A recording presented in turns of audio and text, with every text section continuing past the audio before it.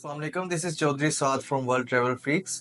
Last video में हमने detail में कनाडा विजिटर वीज़ा को डिस्कस किया था, जिसमें मैंने आपको ब्रीफ इंट्रोडक्शन आपके डॉक्यूमेंट्स का भी करवा दिया था। आज की वीडियो में हम आपके फाइनेंशियल डॉक्यूमेंट्स को थोड़ा डिटेल के अंदर डिस्कस करेंगे कि आप अपने फाइनेंशियल डॉक्यूमेंट्स किस तरह से स्ट्रॉन्ग कर सकते हैं। वीडियो स्टार्ट करने से पहले अगर आपने हमारे चैनल को सब्सक्राइब नहीं किया तो काइंडली हमारे चैनल को सब्सक्राइब कर लें और बेल आइकन को प्रेस कर लें, ताकि आने वाली तमाम वीज़ा रिलेटेड इंफॉर्मेशनल वीडियोस आप तक पहुंचती रहें। और वीडियो अगर पसंद आए तो वीडियो को लाइक ज़रूर करिएगा। Okay, let's start the topic. आज हम डिस्कस करेंगे आपके फाइनेंशियल डॉक्यूमेंट्स के बारे में जो आपको वीज़ा फाइल के लिए ज़रूरी होते हैं, जिसके अंदर आपकी बैंक स्टेटमेंट, अगर आप जॉब करते हैं तो आपके जॉब रिलेटेड डॉक्यूमेंट्स, और अगर आप बिजनेस करते हैं तो आपके बिजनेस रिलेटेड डॉक्यूमेंट्स। वो डॉक्यूमेंट्स कौन से हैं ये हम डिटेल में आगे डिस्कस करते हैं। सबसे पहले हम आपकी बैंक स्टेटमेंट के बारे में बात कर लेते हैं। सबसे पहले ये डिस्कस कर लेते हैं कि बैंक स्टेटमेंट कितने मंथ्स की रिक्वायर्ड होती है। डिफरेंट एम्बेसीज की डिफरेंट रिक्वायरमेंट्स होती हैं, बट आज हम स्पेसिफिकली सिर्फ और सिर्फ कनाडा विजिटर वीजा को डिस्कस करेंगे। तो कनाडा विजिटर वीजा के लिए आपको लास्ट 4 मंथ्स की बैंक स्टेटमेंट रिक्वायर्ड होती है, और आपके जो बैंक का क्लोजिंग बैलेंस होना चाहिए वो मिनिमम 15 लाख, कम से कम 15 लाख 1.5 मिलियन पाकिस्तानी रुपीज होना चाहिए। आपके बैंक में जो क्लोजिंग बैलेंस होता है, एक्चुअली वो कैलकुलेट इस तरीके से किया जाता है कि कनाडा में आपकी पर डे लिविंग कॉस्ट कितनी होगी। अगर कनाडा की लिविंग कॉस्ट की बात की जाए, पर डे वहां पे लिविंग कॉस्ट ऑलमोस्ट $400 के हिसाब से होती है, ठीक है। और जो आपका ट्रेवल प्लान होता है वो 8 से 10 दिन का होता है मैक्सिमम।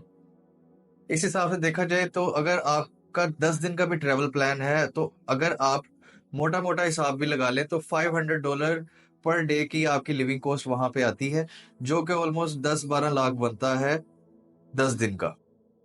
तो इस हिसाब से हमने बैंक स्टेटमेंट को उससे थोड़ा सा ज्यादा रखना होता है मिनिमम रिक्वायरमेंट के मुताबिक, ठीक है। तो मिनिमम रिक्वायरमेंट यही है कि आप अपना बैंक स्टेटमेंट को मिनिमम क्लोजिंग बैलेंस उसका 15 लाख कर लें। ज्यादा से ज्यादा जितना होगा वो आपके लिए उतना बेहतर होगा, बट मिनिमम 15 लाख पे आपका केस स्ट्रॉन्ग बन जाएगा।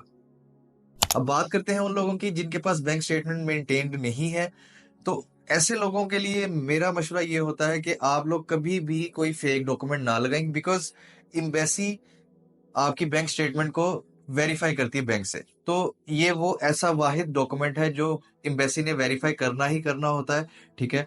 तो इसके लिए अगर आप फेक डॉक्यूमेंट लगाएंगे तो आपका केस कंफर्म रिफ्यूज ही होगा।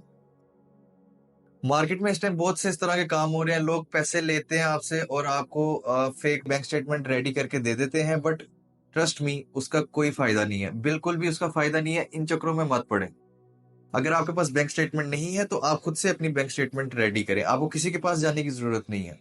आप डिफरेंट अकाउंट्स के थ्रू अपने बैंक में पैसे डलवाएं, ठीक है। आप अपनी ट्रांजैक्शंस करें, कुछ पैसे डलवाएं, कुछ पैसे निकलवाएं, डेबिट क्रेडिट करते रहें उनको। एक अच्छी सी अपनी ट्रांजैक्शन हिस्ट्री बनाएं डिफरेंट अकाउंट्स को यूज करते हुए, और 3 to 4 मंथ्स आपने इस तरह से करना है, और आपकी एक बहुत जबरदस्त किस्म की एक बहुत स्ट्रॉन्ग बैंक स्टेटमेंट आप खुद रेडी कर सकेंगे। जब आपकी 3 to 4 मंथ्स की बैंक स्टेटमेंट इस तरह से मेंटेन हो जाए तो फिर आप अपना वीजा अप्लाई करें। अगर आप जल्दबाजी करके इस तरह के कोई फेक डॉक्यूमेंट्स रेडी करेंगे तो ट्रस्ट में उसका कोई फायदा नहीं है। आपके सिर्फ और सिर्फ पैसे जाया होंगे, और पैसों से बड़ी चीज आपका टाइम जाया होगा।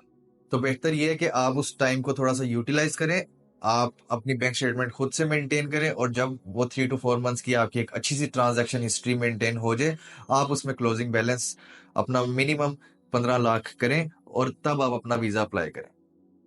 और कुछ लोगों की ये भी कंफ्यूजन होती है कि क्या हमने बैंक बैलेंस अपना सेव करके रखना है जब तक हमारा वीजा का आंसर नहीं आएगा। तो मैं आपको ये चीज क्लियर कर देता हूँ कि ऐसा बिल्कुल भी नहीं है। जिस दिन आपने अपनी बैंक स्टेटमेंट बैंक से जाके निकलवानी है, उस दिन के बाद आप बेशक अपना बैंक अकाउंट खाली कर दें, उस चीज से फर्क भी नहीं पड़ता, बिकॉज एम्बेसी सिर्फ उतनी वेरिफिकेशन कर सकती है जिस डेट तक की वो बैंक स्टेटमेंट है। फॉर एग्जाम्पल, अगर आपने 10 मार्च को अपनी बैंक स्टेटमेंट निकलवाई है तो एम्बेसी 10 मार्च तक ही वेरीफाई कर सकती है उसको। वो 11 मार्च या 12 मार्च या उसके आगे किसी भी दिन को वेरीफाई नहीं कर सकती, बिकॉज ये एक कॉन्फिडेंशियल डॉक्यूमेंट होता है, और उनको गवर्नमेंट की तरफ से ऑथराइजेशन ही नहीं होती कि वो आपकी उस डेट से आगे की वेरिफिकेशन कर सके। इसके अलावा आपको बैंक स्टेटमेंट के साथ बैंक मेंटेनेंस सर्टिफिकेट भी चाहिए होता है, वो भी आपको बैंक से मिल जाता है। उससे आपके बैंक अकाउंट की क्रेडिबिलिटी का पता चल जाता है कि आप कब से अपना बैंक अकाउंट आपका ओपन है, कब से आप अपने बैंक अकाउंट में ट्रांजैक्शंस कर रहे हैं। वो एक सिंपल सा 3 to 4 लाइंस का एक सर्टिफिकेट होता है, और वो भी आप अगर लगाएं तो वो आपके केस को स्ट्रॉन्ग करता है।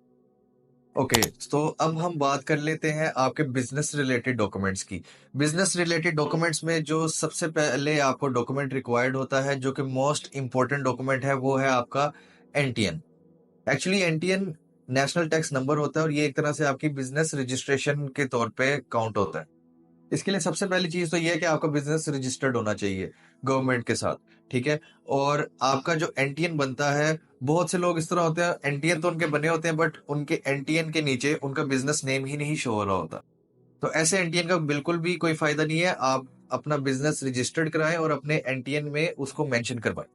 अगर आपका एनटीएन नंबर नहीं बना हुआ तो आप किसी भी लॉयर से, टैक्स लॉयर से कह के अपना एनटीएन रजिस्टर करवा सकते हैं। वो मतलब 1 से 2 दिन का काम है सारा, उसमें कोई इतने मसले वाली बात नहीं होती। अब मैं आपको बताता हूँ कि आपको एनटीएन चाहिए क्यों होता है। एक्चुअली आपने एम्बेसी को ये तो शो कर दिया कि आपके अकाउंट में इतना बैलेंस पड़ा हुआ है, इतनी ट्रांजैक्शंस हो रही हैं आपके अकाउंट में, बट एम्बेसी के जहन में ये क्वेश्चन होता है कि ये पैसे आ कहाँ से रहे हैं, आपका सोर्स ऑफ इनकम क्या है।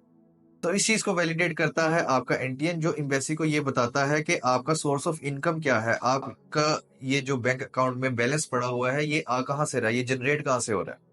और इसके थ्रू आपके स्ट्रॉन्ग टाइज जो आपके कंट्री के साथ हैं वो भी शो हो जाते हैं कि आप अपनी कंट्री के अंदर एक well settled, well established businessman है, ठीक है। तो आप अगर वहां जाएंगे कनाडा, तो आप वापस आएंगे बिकॉज आपका बिजनेस यहाँ पे वेल इस्टेब्लिश्ड है। आपको किसी किस्म की स्लिप होने की जरूरत है ही नहीं, आपकी फैमिली है पीछे, आपका बिजनेस है पीछे। तो एम्बेसी ये छोटे छोटे पॉइंट्स को नोटिस करते हैं। बाकी इसके अलावा जितने भी बिजनेस रिलेटेड डॉक्यूमेंट्स हैं वो मैंडेटरी नहीं है, वो रिक्वायर्ड नहीं होते, बट अगर आपके पास वो डॉक्यूमेंट्स अवेलेबल हैं तो आप उनको as an additional document use कर सकते हैं, जिसमें जैसा कि आपका चैम्बर ऑफ कॉमर्स का कार्ड आ जाता है। और इसके अलावा अगर आप टैक्स पेयर हैं तो आपके 2 इयर्स के टैक्स रिटर्न्स का भी मैं डिटेल में थोड़ा सा बता दूं कि टैक्स रिटर्न्स कनाडा के लिए जरूरी नहीं है, कनाडा के लिए ऑप्शनल है। अगर आपके पास टैक्स रिटर्न्स हैं तो ये अच्छी बात है, ये आपके कंट्री के साथ जो लॉयल्टी है आपकी, आपके स्ट्रॉन्ग टाइज को साबित करता है। बट अगर आपके पास टैक्स रिटर्न्स नहीं है तो कनाडा के अंदर इसके बगैर वीजा अप्लाई किया जा सकता है, ये जरूरी डॉक्यूमेंट नहीं है, ये भी एज एन एडिशनल डॉक्यूमेंट ही यूज होता है। अब बात कर लेते हैं जॉब रिलेटेड डॉक्यूमेंट्स की, उन लोगों के लिए जो बिजनेस नहीं करते, जॉब पर्सन हैं। तो सबसे पहले जो डॉक्यूमेंट जॉब पर्सन को रिक्वायर्ड होता है वो होता है उनका जॉब लेटर, जिसको जॉब ऑफर लेटर भी कहते हैं, जॉब कॉन्ट्रैक्ट भी कहते हैं। तो एक्चुअली जॉब लेटर के अंदर आपकी जॉब से रिलेटेड सारी डिटेल्स होती हैं कि आपका डेजिग्नेशन क्या है, आपकी ज्वाइनिंग डेट क्या है, आपकी सैलरी क्या है, ये सारी चीजें उसके अंदर मेंशन्ड होती हैं। सेकेंडली जो आपको डॉक्यूमेंट रिक्वायर्ड होता है वो आपकी लास्ट 3 मंथ्स की सैलरी स्लिप्स होती हैं। और लास्ट में जो आपको चीज रिक्वायर्ड होती है वो आपका एनओसी होता है। एनओसी का मतलब होता है नो ऑब्जेक्शन सर्टिफिकेट। ये एनओसी भी आपकी कंपनी की तरफ से बनता है, कंपनी के लेटर हेड पे, जिसपे ये लिखा होता है कि वो आपको अलाउ कर रहे हैं ट्रैवल करने के लिए, वो आपको उतने दिन की छुट्टियां दे रहे हैं जितने दिन की आपकी ट्रैवल डेट्स हैं। ये सारी चीजें अंदर मेंशन्ड होती हैं।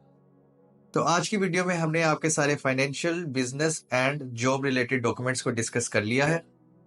और लास्ट में मैं आपको फिर से ये बताता चलूं कि ये डॉक्यूमेंट्स आपकी फाइल के बहुत इंपॉर्टेंट डॉक्यूमेंट्स होते हैं, और आपकी फाइल 70% आपके इन डॉक्यूमेंट्स पे रिलाई कर रही होती है। तो कोशिश करें कि ये डॉक्यूमेंट्स आपके ओरिजिनल हो, किसी किस्म का फेक डॉक्यूमेंट यूज ना करें, बिकॉज एम्बेसी को इन चीजों का पता चल जाता है, वो ये चीजें वेरीफाई कर सकती हैं। तो इन चीजों से बचें और अपने डॉक्यूमेंट्स ओरिजिनल ही रखें। अगर आप हमारे से अपनी विजिट वीजा फाइल रेडी करवाना चाहते हैं तो नीचे दिए गए व्हाट्सएप नंबर पे आप हमारे से कांटेक्ट कर सकते हैं, और नीचे दिए गई ऑफिस लोकेशन पे आप हमें विजिट भी कर सकते हैं। हम USA, UK, Canada, Australia, New Zealand and सारी शेंगन कंट्रीज का विजिट वीजा डील करते हैं। और अगर इस वीडियो में आपका कोई क्वेश्चन है तो आप कमेंट बॉक्स के अंदर कमेंट करके हमारे से क्वेश्चन कर सकते हैं। मिलते हैं अब एक नेक्स्ट वीडियो में एक न्यू इंफॉर्मेशनल टॉपिक के साथ। Thank you. अस्सलाम वालेकुम।